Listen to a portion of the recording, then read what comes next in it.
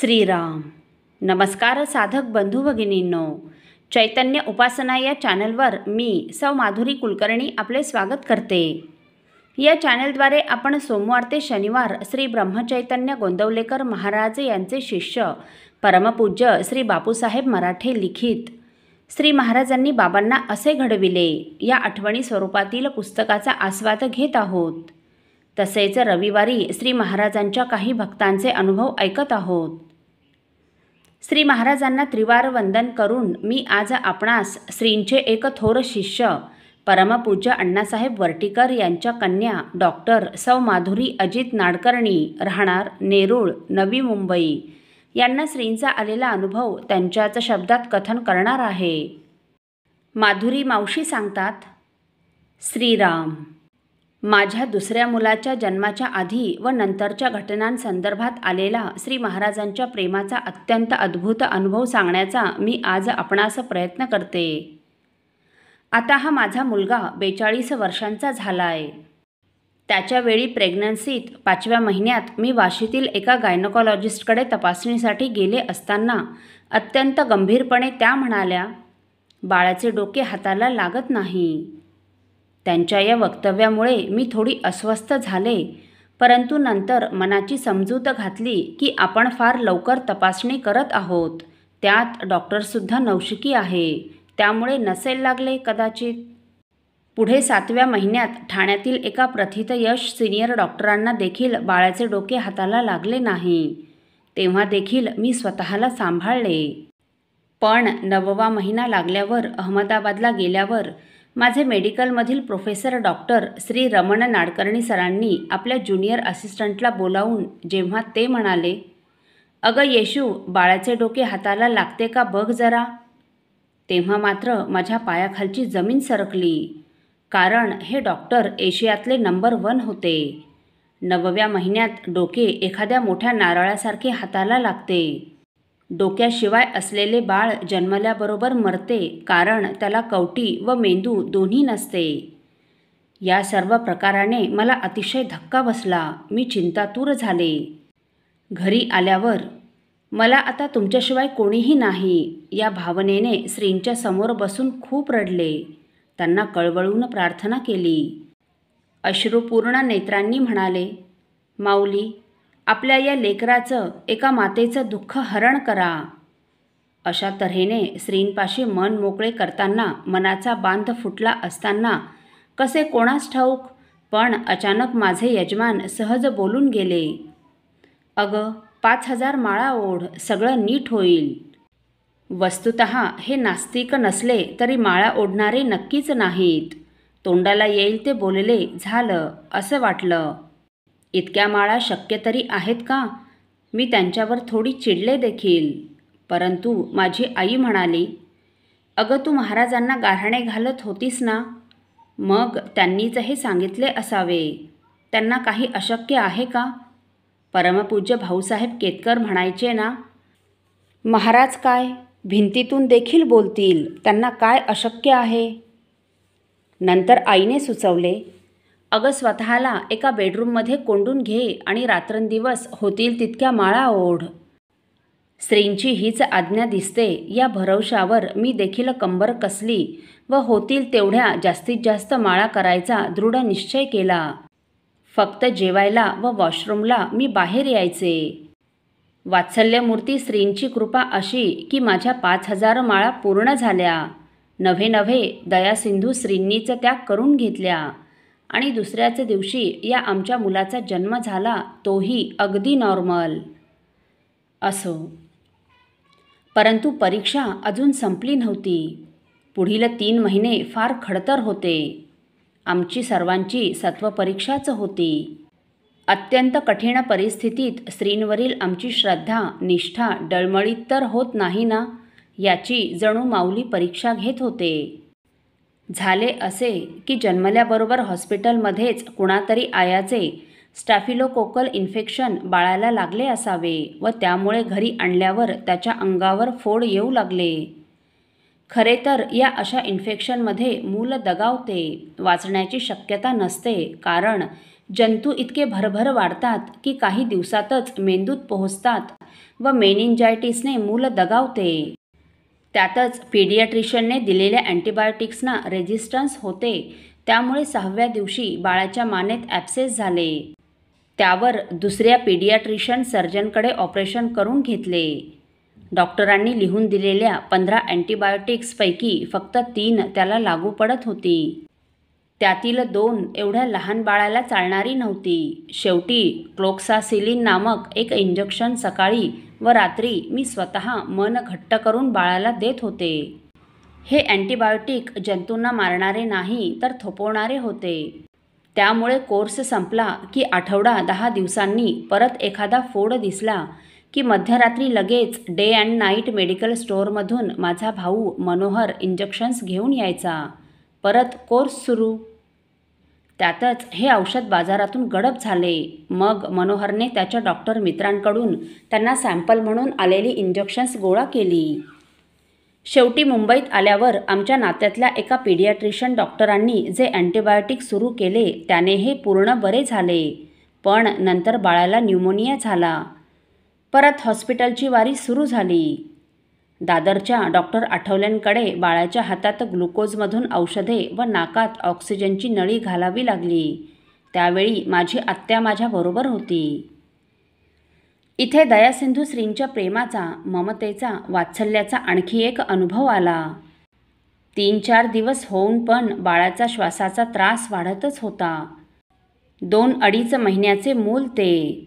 एकदा रात्री अत्यवस्थ झाले तेव्हा माझी आत्या म्हणाली, आजची रात्र काळरात्र दिसते. आपण दोघी आलटून पालटून जागू व रात्रभर रामरक्षा व भीमरूपी स्तोत्र म्हणत राहू. त्याप्रमाणे आम्ही सुरुवात केली. पण मध्यरात्री साधारण 12 वाजता 2 तरुण पण शिकाऊ वाटावेत असे डॉक्टर राऊंडवर आले. बाळाला होत असलेल्या त्रासाबद्दल ते म्हणाले, औषध पाजताना बाळाचे डोके मागे करून द्या, म्हणजे औषधामुळे श्वासनलिकेत येणारा फेस थांबेल व बाळाला त्रास होणार नाही. आणि काय आश्चर्य! खरोखरच दुसऱ्या दिवशी तो बरा झाला. सकाळी आत्याने नर्सला विचारले, काल रात्री आलेल्या त्या दोघा डॉक्टरांचे नाव काय आहे? खूपच हुशार आहेत दोघे. त्यावर नर्स म्हणाली, आमच्याकडे रात्री 10 नंतर कोणीही डॉक्टर आले नाहीत. कदाचित भक्तवत्सल रामलक्ष्मण येऊन त्यांनी बाळाला वाचवले असेल. परंतु श्री म्हणतात ना, प्रापंचिक माणूस ज्वालामुखीच्या तोंडावर बसलेला आहे, तसेच अनुभवाला आले.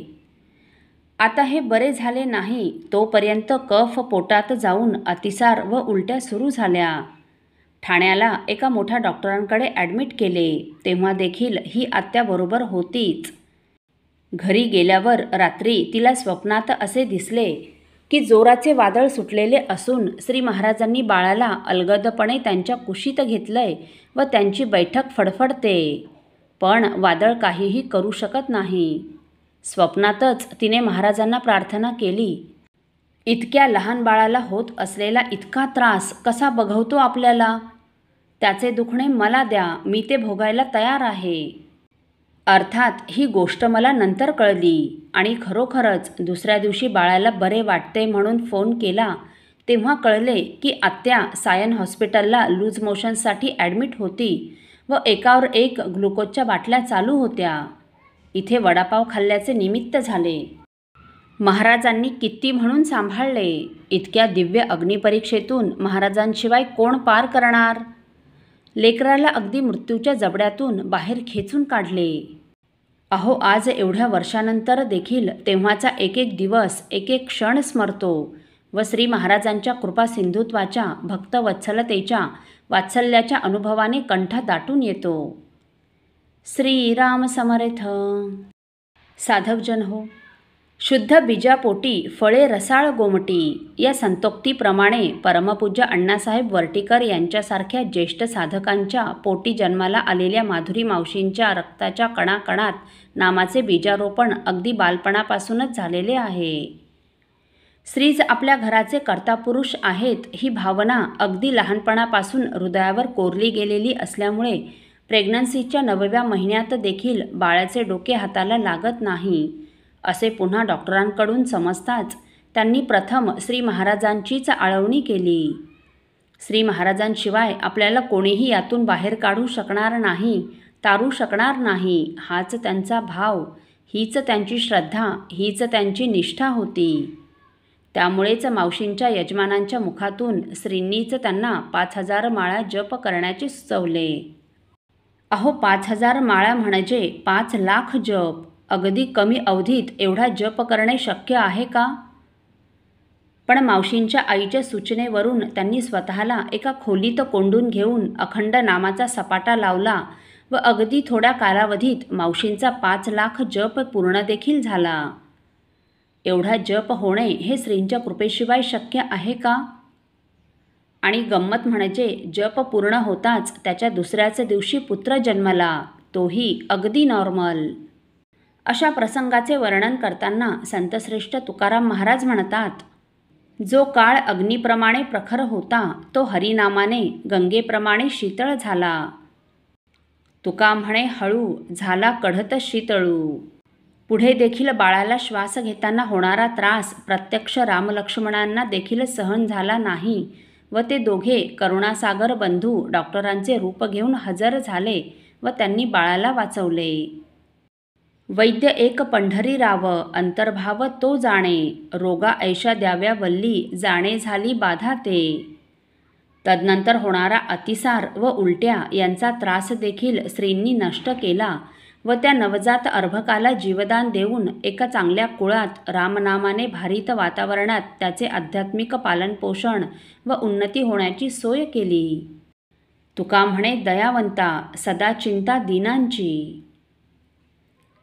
साधक हो, मावशींच्या या अनुभवावरून आपल्याला असे लक्षात येते की अखंड नाम, श्रींचे अविरत अनुसंधान व चिंतन यामुळे भक्तांवरील कठीण प्रसंग देखील मवाळ होऊन जातात, नष्ट होतात. भगवंताच्या दिव्य नामाचे, त्याच्या सहवासाचे, त्याच्या अनुसंधानाचे श्रेष्ठत्व वर्णन करताना संतश्रेष्ठ तुकाराम महाराज तर आपल्यासारख्या साधकांना म्हणतात, अरे तू ब्रह्मरसाचा काढा घे, म्हणजे त्या योगाने तुझी जन्ममरणादी दुष्टचक्राची पीडा निवारण होईल. विठोबाचे नाम वाचेने घेणे एवढे पथ्य तू सांभाळ. त्या नामाशिवाय वाचेने दुसरा कसलाही उच्चार करू नको. भगवंताच्या नामाने जेथे भवरोग दूर होतो तेथे असल्या किरकोळ रोगांची काय किंमत आहे? त्याचबरोबर कामक्रोधादी भूतांची बाधा देखील तुला कधीच होणार नाही. ब्रह्मरस घेई काढा जेणे पीडा वारेल.